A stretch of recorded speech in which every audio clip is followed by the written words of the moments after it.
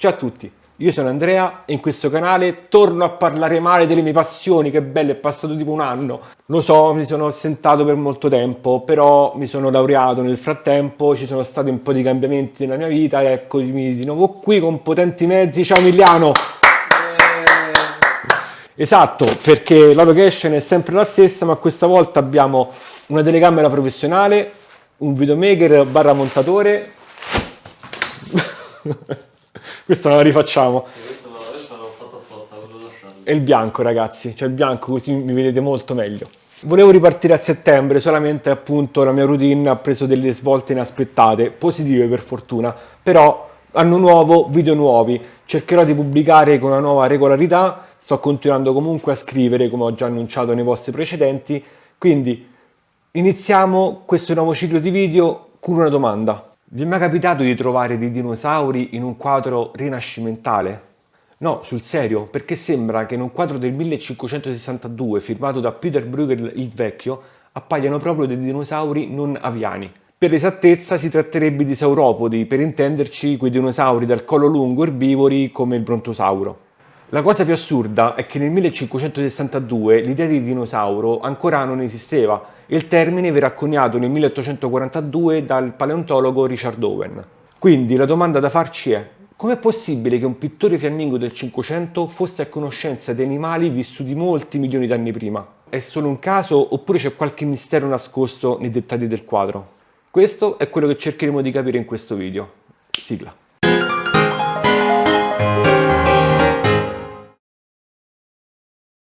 L'opera di cui stiamo parlando è il suicidio di Saul, esposto al Kunsthistorisches Museum. Das war ein Befehl!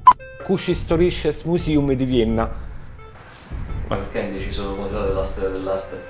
Perché ho fatto il linguistico e devo fare vedere che l'ho fatto. La mia professoressa di tedesco sarebbe molto contenta. Si tratta di un quadro molto complesso e, come nello stile di Bruegel, è fatto di piccoli personaggi e grandi paesaggi sconfinati, in cui i personaggi si muovono con una certa precisione. Nel senso, cioè ci stanno le file di persone, in quel senso. Il quadro in questione è tratto da un passo del primo libro di Samuele, in cui vengono raccontate le vicende del re Saul, che dopo essere stato sconfitto dai Filistei chiede al suo scudiero di ucciderlo. Lui si rifiuta e quindi Saul si getta sulla spada per non consegnarsi agli avversari. Il pittore decide di rappresentare questa vicenda tragica non concentrandosi solamente sul gesto eroico da parte del re, ma rappresentando l'intero campo di battaglia e quindi raffigurando tutto quello che succede in quel momento. In questo paesaggio sconfinato in cui ci sono uomini, tende e cavalli, se notiamo con attenzione possiamo vedere che ci sono degli animali molto strani. Infatti, se zoomiamo nel quadro, possiamo vedere degli animali molto particolari, con il collo lungo, il corpo robusto e le gambe tozze. È qui che alcuni osservatori, soprattutto del web, hanno ipotizzato che Peter Bruegel nel 1562 abbia raffigurato dei dinosauri.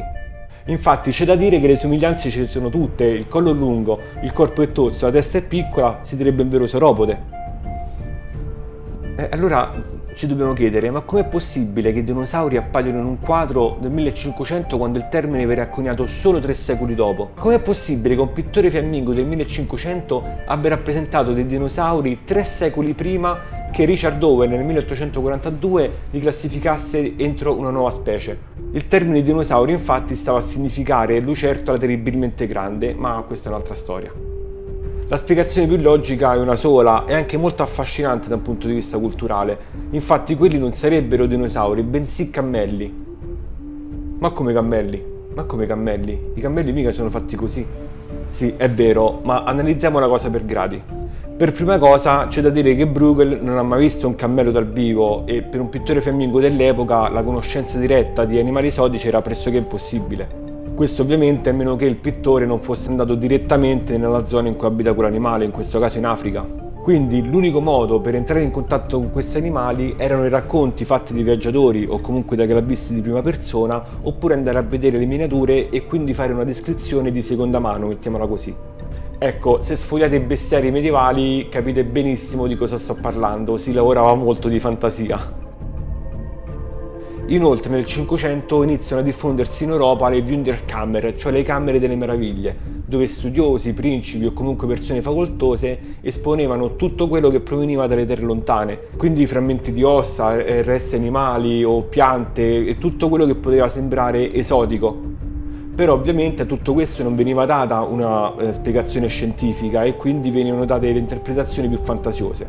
Quindi è possibile che Bruegel abbia sentito parlare di questi cammelli o abbia visto qualche cosa che potesse ricordare lui la forma e poi abbia trasmesso questa sua rappresentazione fantasiosa all'interno del quadro. Quindi quei cammelli che sembrano usciti da Jurassic Park altro non sono che cammelli rappresentati da una persona che non ha mai visto in vita sua. C'è anche da dire come lo stile di pittura di Peter Bruegel fosse molto particolare. Lui usava molte allegorie e tendeva sempre a raffigurare enormi spazi, soprattutto riguardanti la vita contadina. Questo aspetto, dove le figure sono spesso anche molto deformate perché appunto allegoriche, unite con un po' di dose di fantasia nel dover rappresentare animali che non conosci, creano un mix perfetto e via di fantasia. Inoltre nel Cinquecento non c'era alcuna consapevolezza scientifica sul concetto di estinzione della specie. Infatti l'idea che un animale potesse sparire completamente dalla faccia della terra andava contro le concezioni teologiche del tempo. Quando venivano trovate ossa di grandi dimensioni, queste venivano subito interpretate come resti di giganti, di creature mitologiche o bibliche e non erano viste come testimonianza di una fauna preistorica. Questo avverrà solo tra il Settecento e l'Ottocento, quando la paleontologia inizierà a muovere i suoi primi passi. Alla luce di questo contesto che abbiamo delineato, è alquanto improbabile che nel 1562 un artista sia riuscito a raffigurare creature che sono incompatibili con il sapere scientifico dell'epoca. Ovviamente apri di cielo, perché siamo nell'epoca di internet ed internet corrisponde a diffondersi di disinformazione, fake news e cospirazionismo ed è per questo che molte pagine che parlano di questo, qualche pagina Facebook ha ripreso il quadro di Peter Bruegel e ha detto: ma quelli sembrano dinosauri, cosa significa? Cosa ci nascondono? Ad esempio, guardate questo quadro, non vi sembra che è in mano uno smartphone? Oppure guardate questa chiesa, quello è proprio un astronauta. Ovviamente dietro a tutto questo c'è sempre una spiegazione, quindi prima di analizzare qualche cosa bisogna informarsi bene. Secondo queste persone, Bruegel avrebbe intenzionalmente dipinto questi animali sopravvissuti al diluvio universale, forse perché c'erano il collo lungo, quindi non sono riusciti a sopravvivere all'acqua alta. Secondo altre versioni di questa teoria, perché ovviamente poi si creano fazioni che si scontrano e litigano tra di loro, Bruegel avrebbe rappresentato a bordo di questi animali i Niflim, ovvero dei giganti narrati nella Genesi. Per carità, io che amo il fantasy, che amo Attacco dei Giganti, Jurassic Park e tutto quello che ha a che fare con i dinosauri, per me sarebbe stato bellissimo, ma purtroppo è infondato scientificamente. Questa curiosità non emerse per il semplice fatto che tutti sapevano che si trattava di cammelli, quindi non si fecero domande. Se Bruegel avesse effettivamente voluto rappresentare degli animali strani, esotici, mai visti prima, li avrebbe messi in primo piano e non così sullo sfondo come se fosse tutto naturale.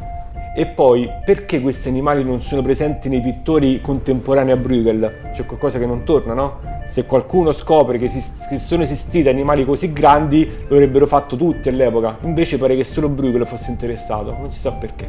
Poi non era un cronista biblico, era solo un artista e a lui non interessava altro che rappresentare quello che veniva narrato nelle sacre scritture in modo allegorico e morale. Siamo noi che nell'epoca di internet andiamo a cercare nel passato elementi del presente per cercare di spiegare a tutti i costi cosa non va, cosa non ci hanno detto, cosa è spiegabile e cosa no. Invece i fenomeni, questo non solo nell'arte ma in generale nella vita, vanno spiegati e studiati scientificamente. Quindi per concludere, quello che volevo fare in questo video non era tanto offrirvi una curiosità che poi potete riciclare alle feste per rimorchiare o per fare amicizia, quanto di farvi capire di non fermarsi mai alle apparenze, ma pensare sempre che dietro a qualcosa di strano c'è sempre una logica e una spiegazione. Bene, quindi se vi è piaciuto il video vi invito a mettere mi piace, ad iscrivervi e fatemi sapere se eravate a conoscenza di questa curiosità nei commenti qui sotto. Noi ci vediamo al prossimo video e ciao a tutti!